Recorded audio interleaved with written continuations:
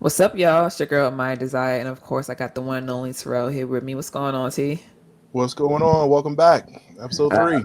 yes, episode 3, which is called New New Angels of Angels of Promise. Promise. Very interesting episode. Our guy Spencer opens the show, I think. Well, actually, no, he doesn't. I got that wrong. I'm so interested in Spencer's storyline, but so let's just go ahead and jump into it. So the last episode in episode 2, Miss Doctor PayPal, blew his brains out, and of Yeah. course, Spencer being the douchebag of the story, obviously, because that's what he is. Um, Goes searching through Dr. PayPal stuff and he finds the tape of when they found Thomas Newton. And this is like after years of creations, apparently. They find him and you know, at this point, you see them skin him and they blind him somehow. We're not really sure, but I'm assuming that maybe it's radiation, considering that that is what they are allergic to at this point. Um, and then he burns the cabin down and he leaves out of there. First of all, this guy is a murderer. Like Is he he? he just looks like, well, you know what I mean? Not in that context. Like he looks like a murderer. Like he looks like a savage. Even though he didn't kill Dr. Paybell, but Killed that still, butterfly though. he did. That's what I'm saying. So he's still a murderer. Um, and so it's interesting because, he burns down the cabin and then he meets up with what is her name? I can't remember, but he meets up with her, and yeah, to be honest with you, like I thought he was gonna kill her. I don't know why, because he mentioned like how all the other people were dead and who really True. knew about it, and basically she was saying these types of things get you killed, and now he wants to go on a hunt to find Thomas Newton. I guess because they're assuming that he's back. Maybe. What do you think about that whole interaction, that scene, and what did that mean to you? This is the point of the show where it starts to get real X Files. And having that whole conversation of like, hey, it's some weird shit happening. You ain't gonna believe me, but I need a squad. I need to investigate this particular this last patent that they've talked about. They talk about early on, or in the episode with Edie and Hatch, Flood, Mm-hmm. and their company, and the company that they own, which Thomas had owned, where there's this last patent that nobody knows about, or what it does. Right. And of course, he gets caught apparently trying to sell the company secrets off to another company, and then like I said, then we jump into the whole cabin thing. And like you said, him seeing the whole rated R alien tape of them peeling back his skin, and taking his mask off, and the radiation in his eyes, which from the last the episode previous, he was talking about how he lost his sight because of that. Mm-hmm. Um, but yeah, like, definitely the relationship between him and Drew. Obviously, they have like some type of history there that we haven't seen. But definitely like on a kind of like a family vibe. Like they know each other personally. I wouldn't say like they date or anything like that, but they know each other personally. But like I said, like he asked her to force squad, no questions asked. It's off the pretty much like off the books, and we about to find that last patent from Newton and what it does. Right. Yeah, I agree. So of course, jumping into the whole Edie and Hatch situation, we see them arguing basically, or Hatch is dragged out of a meeting that he's in presenting, and Edie is saying, basically like, you gotta go. Like, we found out some things, we don't like it, we're not willing to take these risks, so now you've got to go. Now, let's be clear, this episode does a lot of like jumping back and forth in time. So you got to kind of keep your eyes on it so that you know exactly what you're looking at and what time period you're looking at too. Right. So, of course, like I said, we have them having this discussion. And honestly, I was a little bit confused. Was it that he stole something, or that, no, it was that he was trying to sell it? That was the theory that Supposedly. right, she came up with. She said that he was supposedly trying to sell something, but if she didn't have any evidence, then why was she so adamant about this? Like, what do you think? I mean, of course, the storyline for them two is just starting, but what were your thoughts on that? Um, I mean, like I said, it was just one of the company's patents for whatever idea that they had. But the thing was like he had it on a computer out on an outside source computer, which was the issue, which they felt like was Right. stealing from them. And he was like, well, my job is like risk assessment. You know what I mean? Like that there was no, he was like investigating the patent or whatever it was to figure out what was going on with this other thing that they had. Um, but of course, say, and they kind of go on about it throughout the episodes about like if he did or he didn't really do it. And Mm-hmm. a lot of people keep asking him, "Did you do it?" And he's like, "Yeah, don't ask me that." And she asks him again. It was like, "If you admit to doing it, then I'll forgive you," kind of thing. And he's like, He's like, "Let's not bring whatever. it back up." So Yeah. they kind of leave that open as to whether or not he actually did. He did. He was attempting to sell it, which we don't know. But all we know is that there's some type of rift between her and him, and his dad didn't like him, and the only reason that he was even at the job was because of her in the first place. So that's as much as we got on that, and he's like super smart because he Yeah. understands like these different codes and stuff like that too. Right. So we know that he's going to be a valuable asset in the episodes to come. Yeah, I Uh, agree. I'm excited to see his character. I think that it's going to be very interesting, and it will bring. Even though he's smart, he's serious. I think it'll still bring a funny dynamic to the show. So like slightly, not like anything major, but slightly.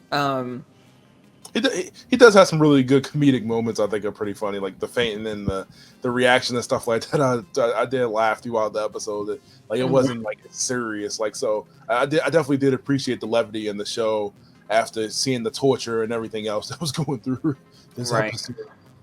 Yeah, that puts a little bit of a damper in it. So let's jump over into Justin and Faraday. Of course, at the last episode too, we saw Faraday take Josiah's illness and basically say like, "Hey, can we go to where are we going now?" Jesus Christ, I feel like I just had the They name.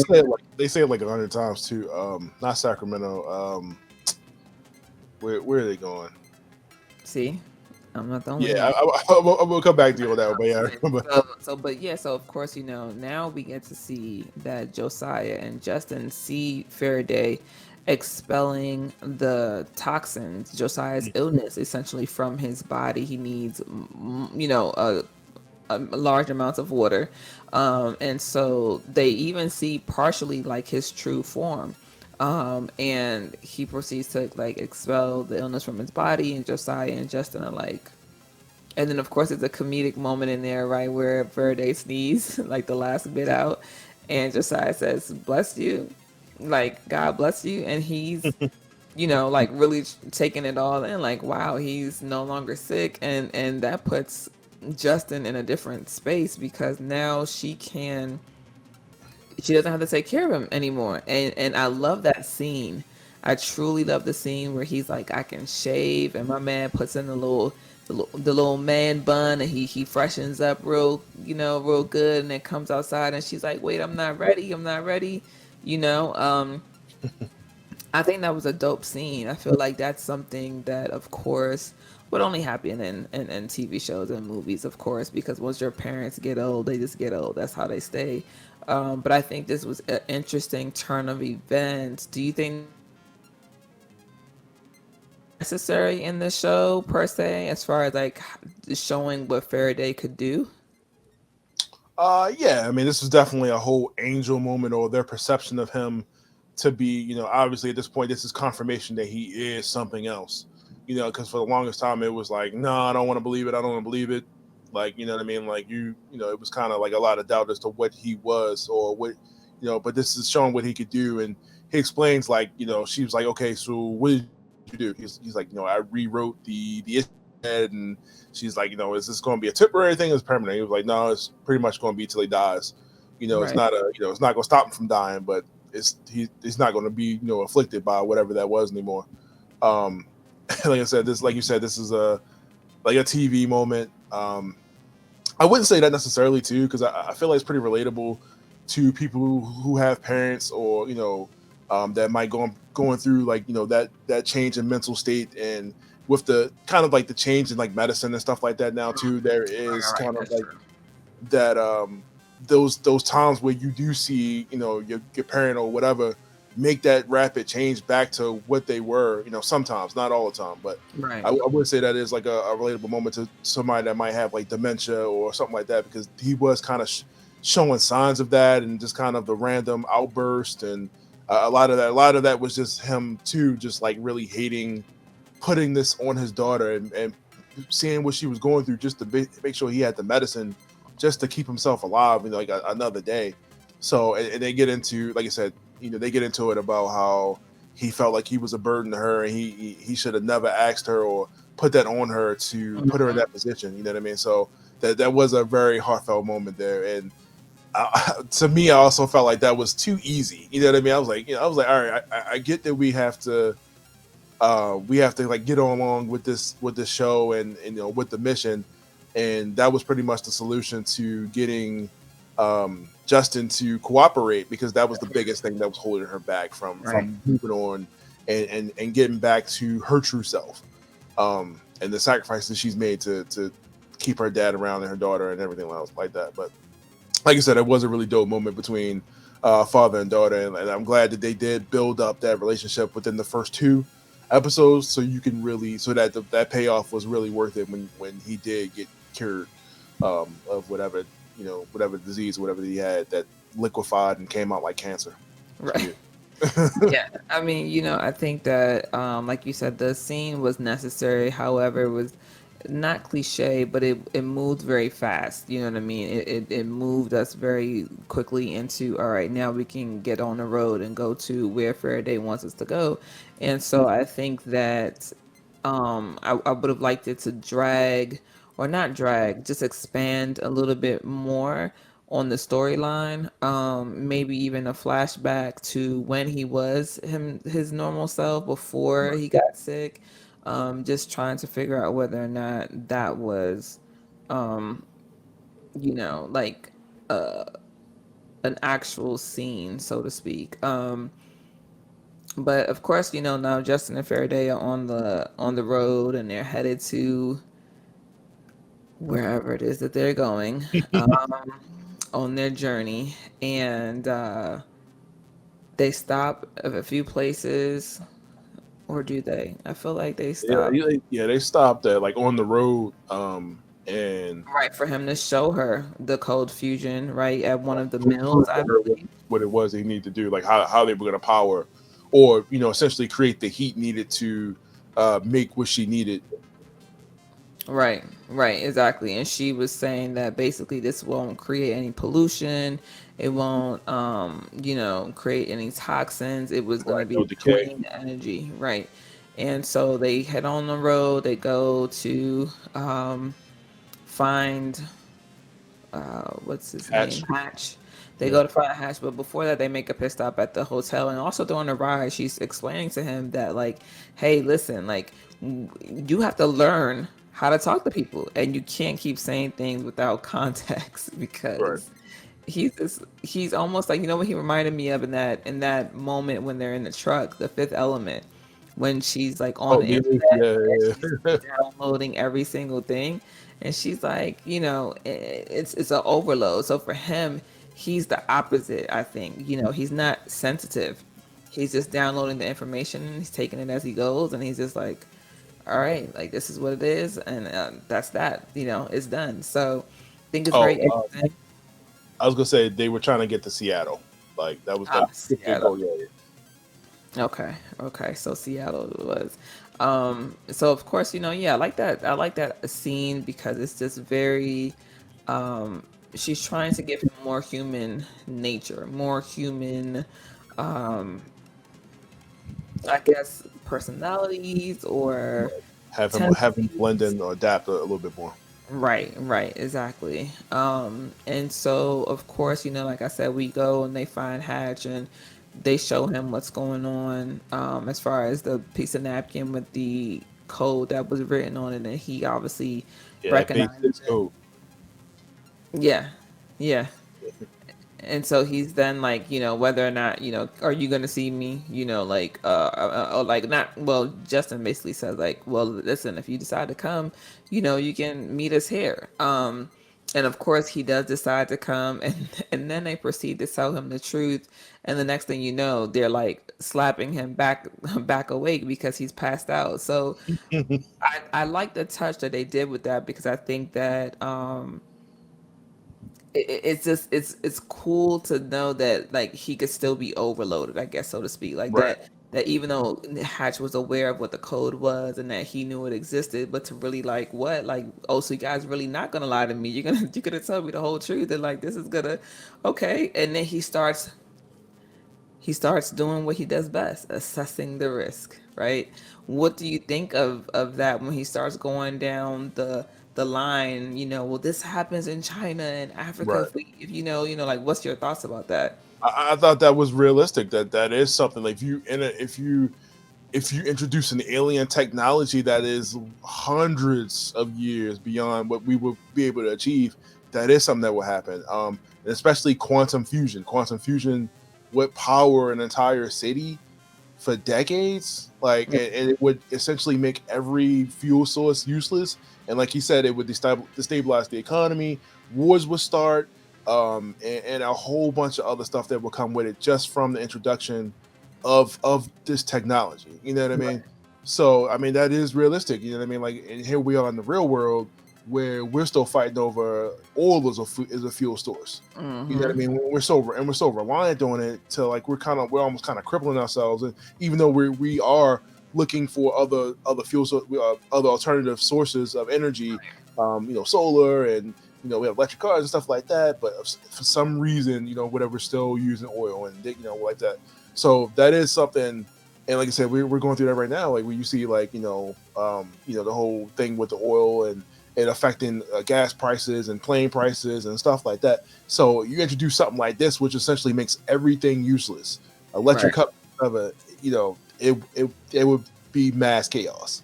Um, and two, jumping back into before they got to hatch that conversation that Justin and Faraday have about, she was like, for real, like, how long do we have? And Right. he straight up gives it the timeline, like, yo, you got till about 2030. She's like, Mm. what?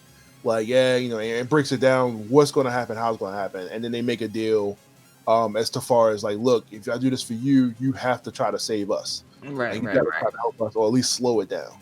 So I, Mm-hmm. I, I thought that they've kind of he's kind of put out the risk of like what's going to happen to Earth. You know what I mean? He's trying to save his planet, but at the same time, it's like, all right, we're not going to do this for nothing. We have to try to save the world, and of course, he uses that to be like, okay, don't you want to save your daughter? Don't you want to have a world to live in?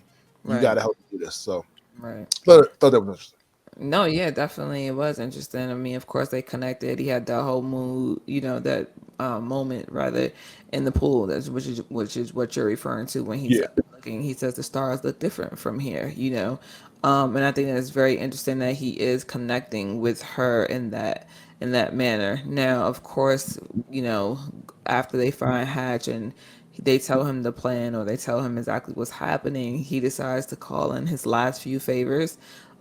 He gets them to London and he is met abrasively by the guy who's like, I have somebody who's going to show here today, and he's like, you couldn't give me the courtesy, what an asshole, and all this other stuff. He seems so.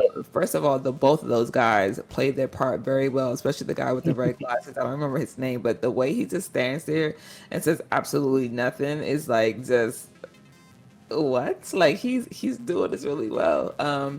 And of course Faraday is just running around, picking things up, putting them in his pocket. He meets the bird or the parrot. Parrot, is it a parakeet or a parrot? it was like a parakeet.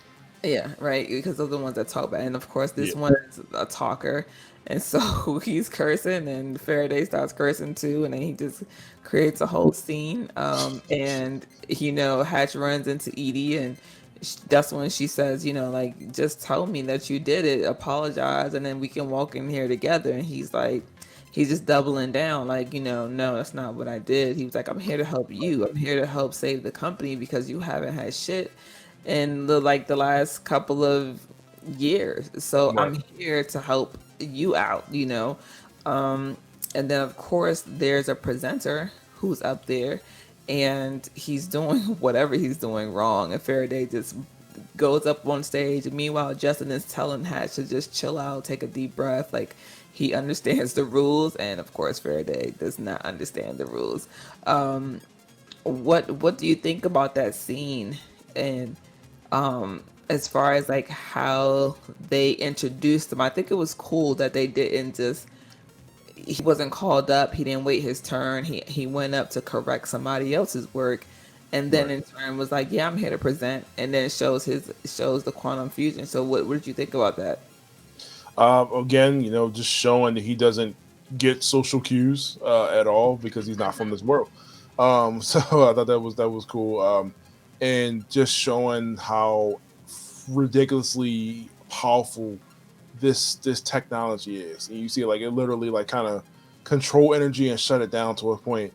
And of course, they don't really kind of give us any more details because I think it kind of cuts after that scene, but like this little piece of technology is super powerful. Powerful. And being able to miniaturize it like that, which I thought was insane. Like I said, the amount, like I said, the amount of things that it could do and power, and that was the thing. That was the energy source he used to power his ship.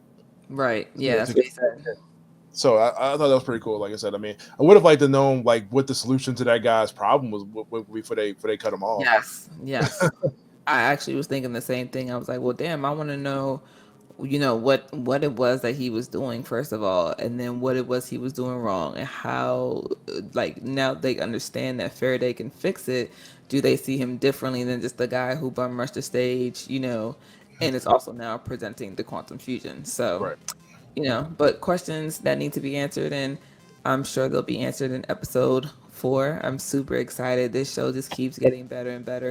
It's a full overload, and it hits all the senses, and you're just thinking, like, as far as sci-fi goes, this is very interesting. Like, I'm very interested to see how this season unfolds. So, for those of you who are watching, make sure to leave your comments, your questions, what your thoughts are.